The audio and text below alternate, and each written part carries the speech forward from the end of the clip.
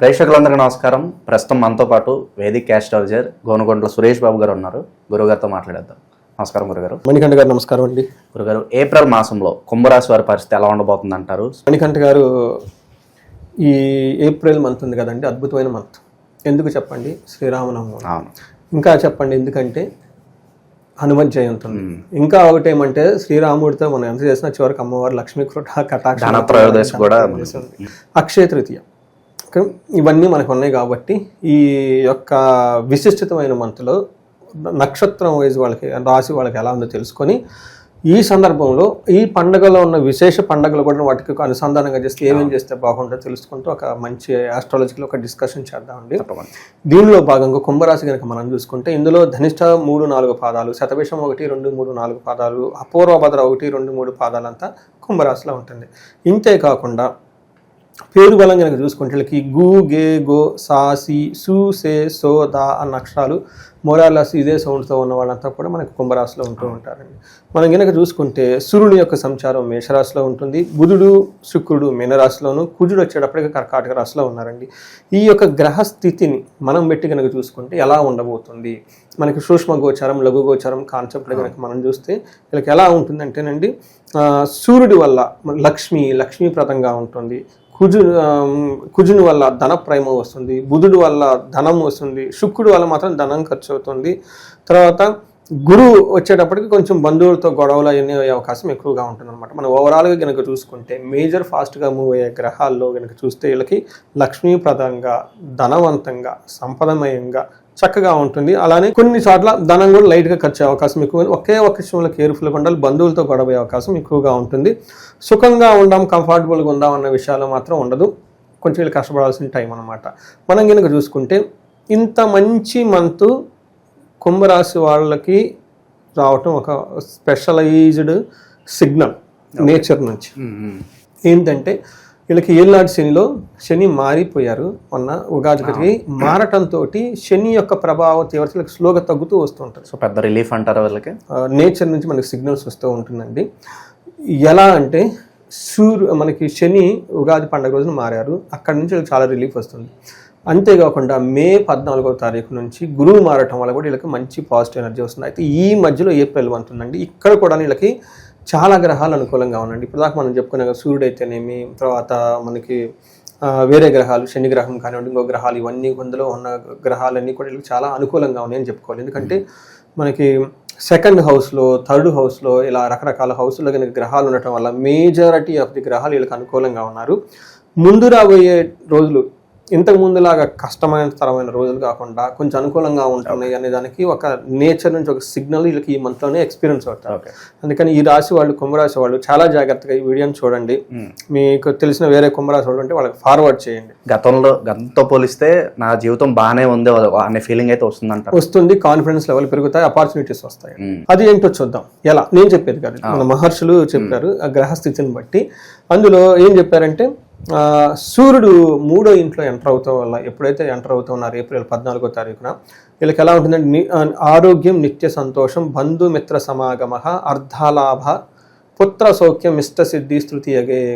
అంటే 3వ ఇంట్లో కనుక వెళ్తూ ఉంటుంది, ఆరోగ్యంగా ఉంటారు, నిత్యం సంతోషంగా ఉంటారు, బంధుమిత్రులను చక్కగా కలుస్తూ ఉంటారు, ఆర్థికంగా లాభంగా ఉంటుంది, పుత్రులతోటి తర్వాత అందరితో చాలా సౌఖ్యంగా ఉంటారు. ఇది ఒక మంచి పొజిషన్ అనుకోవాలి. అయితే తండ్రి గారి యొక్క విషయంలో, హెల్త్ విషయంలో కొంచెం కేర్ఫుల్గా ఉండడం ఎంతైనా అవసరం.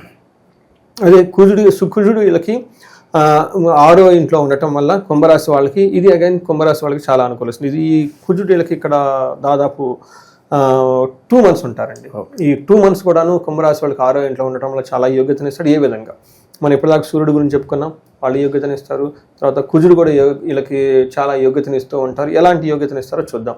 ఇందులో వస్త్రలాభో, ధనలాభో, ధాన్యలాభో, యశో సదహ, మనోల్లాసో, ధర్మసిద్ధి, షష్టమస్తే గురోద్భవో. కానీ షష్టములో గురువు కుజుడు గనక ఉంటే ఏమవుతుందంటే వస్త్రలాభం ఉంటుందంట, ధాన్యం విధంగా లాభం ఉంటుంది, ధనలాభం ఉంటుంది.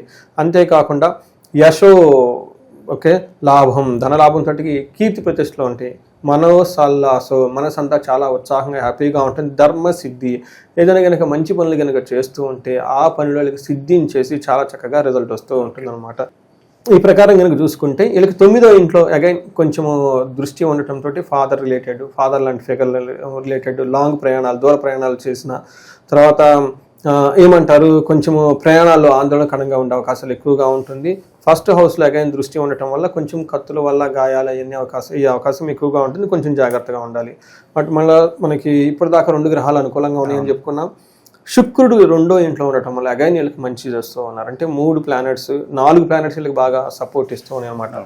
శుక్రుడు ఏ విధంగా వీళ్ళకి మంచి చేయబోతున్నారు అంటే వీళ్ళకి కుటుంబ సౌఖ్యం, ఆరోగ్యం, స్త్రీ సల్లాపం, యశత్కరం, దేహ సౌఖ్యం, వస్త్రలాభం, ద్వితీయ స్థానగే భృగు. 2వ ఇంట్లో కనుక భృగుడు అంటే ఎవరంటే శుక్రుడు కనుక ఉంటే ఏమవుతుంది, కుటుంబ సౌఖ్యం, కుటుంబంలో చాలా బాగుంటుంది, ఆరోగ్యకరంగా ఉంటారు. స్త్రీ సల్లాపం అంటే జెంట్స్ అయితే లేడీస్తో ఎక్కువగా ఇంటరాక్ట్ అయ్యేసి చక్కగా వాళ్ళ ద్వారా కావాల్సిన పనులన్నీ ఒక సామరస్యంగా చక్కగా చేసుకుంటూ వెళ్తూ ఉంటారు. లేడీస్ అయితే జెంట్స్ ద్వారా వాళ్ళ ఇంట్లో కానీ బయట కానీ ఎవరైనా ఉంటే వాళ్ళ ద్వారా చక్కగా ఏమంటారు మంచి హార్మోనియస్ రిలేషన్షిప్ మెయింటైన్ చేస్తూ ఒక ఒద్దిగా కావాల్సిన పనులన్నీ చేసుకుంటూ ఉంటారు అనమాట. యశత్కరం, బాగా మంచి కీర్తివంతంగా ఉంటారు. దేహ సౌఖ్యం, వస్త్రలాభం, చాలా చక్కగా నీట్గా బట్టలు వేసుకొని శరీరం అంతా చాలా యాక్టివ్గా పెట్టుకొని చక్కగా ఉంటారు. ఇది శుక్రుని వల్ల.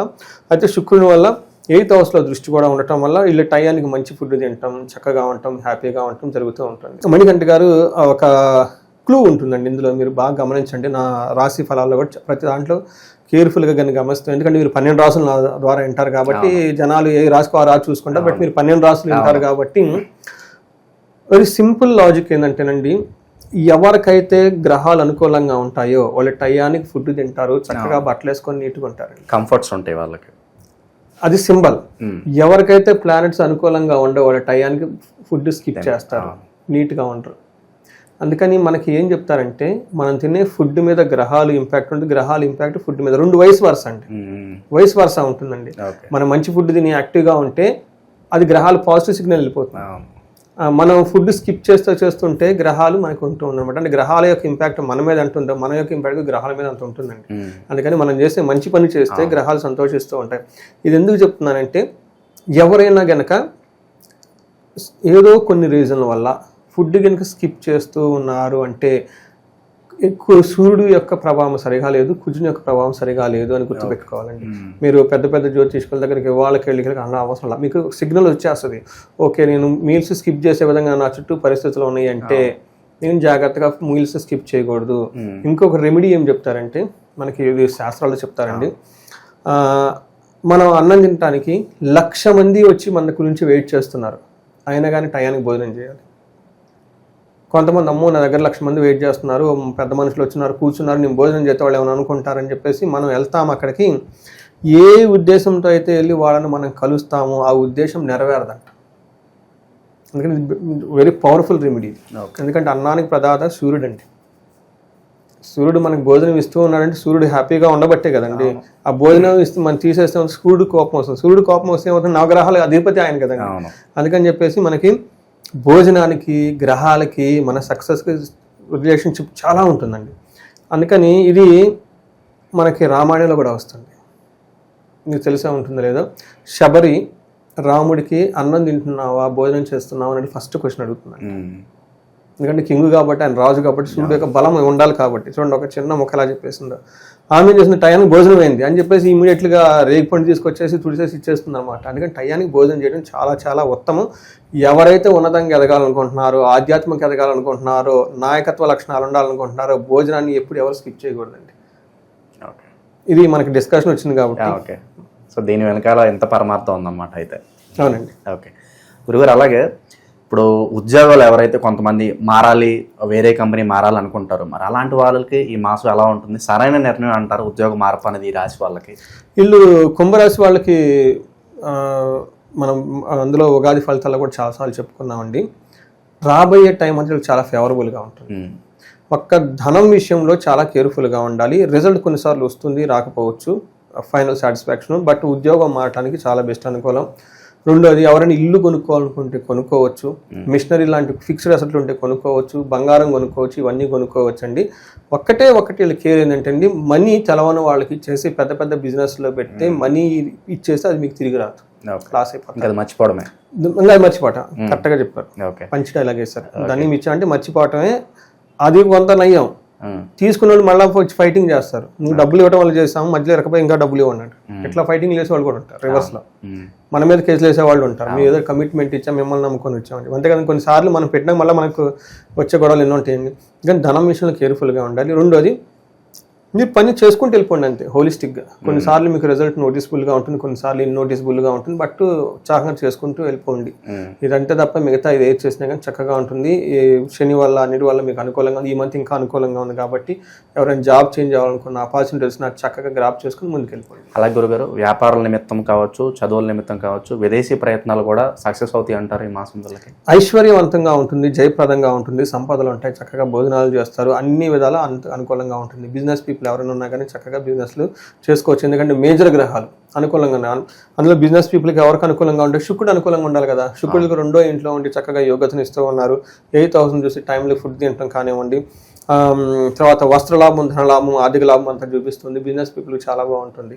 తర్వాత వీళ్ళకి బుధుడు కనుక చూసుకుంటే వీళ్ళకి ధనలాభము, సంపాదన చూపిస్తున్నారు. బిజినెస్ పీపుల్కి, సాఫ్ట్వేర్ ఇంజనీర్లకి బుధుడు చాలా స్ట్రాంగ్గా ఉండాలి. వీళ్ళకి బుధుడు అనుకూలంగా ఉండటంతో చాలా చక్కగా ఉంది. గురుగారు, ఈ రాశిలో ఏ నక్షత్రాల వాళ్ళకి ఎలా ఉండబోతుంది గురుగారు? ధనిష్ట నక్షత్రం వాళ్ళకి మీరు చూసుకుంటే ఐశ్వర్యవంతంగా, జయప్రదంగా ఉంటారు, ధనలాభం ఉంటుంది, మృష్టాన్న భోజనం, చక్కగా పార్టీలు, ఫంక్షన్లన్నీ పార్టిసిపేట్ చేస్తారు, బిందాస్. ఒకటే ఒక విషయంలో కేర్ఫుల్గా ఉండాలి, ధనహీనత. అంటే వీళ్ళు ఆల్రెడీ చాలా అప్పులు చేసి ఉంటారు ఇంతకుముందు, పెద్ద చేసి ఉంటారు. ఇప్పుడు స్టార్ట్ అయింది, పాపం ఆ ఫ్లో అంతా అడ్జస్ట్ చేయటం సరిపోతూ ఉంటుంది అనమాట. అందుకని అది న్యాచురల్గా ఉంటుంది. మీకు అంత డబ్బులు వచ్చినా కానీ చాలా పెద్ద అప్పులు చేస్తున్నాను కాబట్టి లేదు అన్న ఫీలింగ్ ఉంటుంది కాబట్టి ధనహీనత దాంతో ఉంటారు. కానీ ధనం వచ్చే అవకాశం కూడా ఉంటుంది. రెండు శతభిష నక్షత్రం వాళ్ళకి ఐశ్వర్యవంతంగా ఉంటుంది, జయప్రదంగా ఉంటుంది, సంపదలు ఉంటుంది, ధనలాభం ఉంటుంది, మృష్టాన్నం ఉంటుంది, అంతా పాజిటివ్గానే ఉంది. ఒకే ఒక విషయంలో జాగ్రత్తగా ఉండాలి. శతభిష నక్షత్రం వాళ్ళకి మే 12 తర్వాత ధనానికి ఇబ్బంది పడే అవకాశం కూడా ఉంది. అంటే ధనం ఎంత వచ్చినా వీళ్ళ దగ్గర నిలవకుండా అప్పులన్నీ వెళ్ళిపోతూ ఉన్నాయని. పూర్వభద్ర నక్షత్రం వాళ్ళకి ఐశ్వర్యవంతంగా ఉంటుంది, జయప్రదంగా ఉంటుంది, సంపదలు ఉంటాయి, మృష్టాన్నం ఉంటారు. అన్ని గ్రహాలు ఈ పూర్వభద్ర నక్షత్రం వాళ్ళకి చక్కగా హెల్ప్ చేస్తుంది కాబట్టి ఇది కూడా చాలా బాగుంటుంది. ఒక రకంగా శతభిష నక్షత్రం ఈ కానివ్వండి, లేదంటే అంటే ఈ కుంభరాశిలో శతభిష నక్షత్రం మెయిన్ డామినేట్ అనమాట. వీళ్ళందరికీ చాలా బాగుంటుందండి. గురుగారు, ఇంకా మంచి ఫలితాలు పొందడానికి మరి ఎలాంటి రెమెడీస్ చేసుకుంటే బాగుంటుంది అంటారు కుంభరాశి వాళ్ళు? మనకి రెమెడీస్, పెళ్లి కాని వాళ్ళు ఎవరైనా కనుక ఇందులో ఉన్న పెళ్ళికి ఇప్పటిదాకా వెయిట్ చేస్తున్న మంచి టైం వచ్చింది. మనకి శ్రీరామనవమి కూడా ఉంది కాబట్టి శ్రీరామనవమి కళ్యాణం చేయటం, అందులో పార్టిసిపేట్ చేయటం, సేవ చేయటం, ఇవి గనక చేస్తూ ఉంటే పెళ్లి కాని వాళ్ళకి పెళ్ళి వస్తుంది. ఎక్కడైతే సీతారాములు వాళ్ళని పూజించబడతారో, లక్ష్మీనారాయణని పూజిస్తారో వాళ్ళకి చక్రవర్తిత్వం వస్తుంది అని చెప్పేసి మనకి శాస్త్రాలు ఉంది. అందుకని శ్రీరామచంద్రుని పూజించినా, ఆయన గుడి దర్శనం చేసుకున్నా, పానకం పెట్టినా, వడపప్పు పెట్టినా, ఆ కళ్యాణానికి ఏదైనా చేసినా కానీ వాళ్ళు రాజకీయంగా ఉన్నతంగా ఎదుగుతారు. తర్వాత ఇవి కాకుండా మనకి ఎవరికైనా కనుక యక్షరాక్షస పీడలు, నరదృష్టి, నరఘోష ఇలాంటి ఏమైనా ఉన్నా కానీ మనకి హనుమత్ జయంతి ఉత్సవం జరుగుతుంది కాబట్టి దాంట్లో పార్టిసిపేట్ చేయొచ్చు. హనుమాన్ ద్వాదశనామం, హనుమంతుడికి సంబంధించిన హనుమాన్ కార్యసిద్ధి మంత్రం, తర్వాత హనుమద్ రక్షా కవచము, హనుమాన్, ఇలా చాలా ఉన్నాయండి. అవన్నీ చదువుకుంటూ ఉంటే చక్కగా ఉంటుంది. మనకి ధనం వీళ్ళకి సహజంగా బాగుంది. ఎవరైనా కనుక ధనలాభం రావాలనుకుంటే మనకి అక్షయ తృతీయ వస్తూ ఉంది.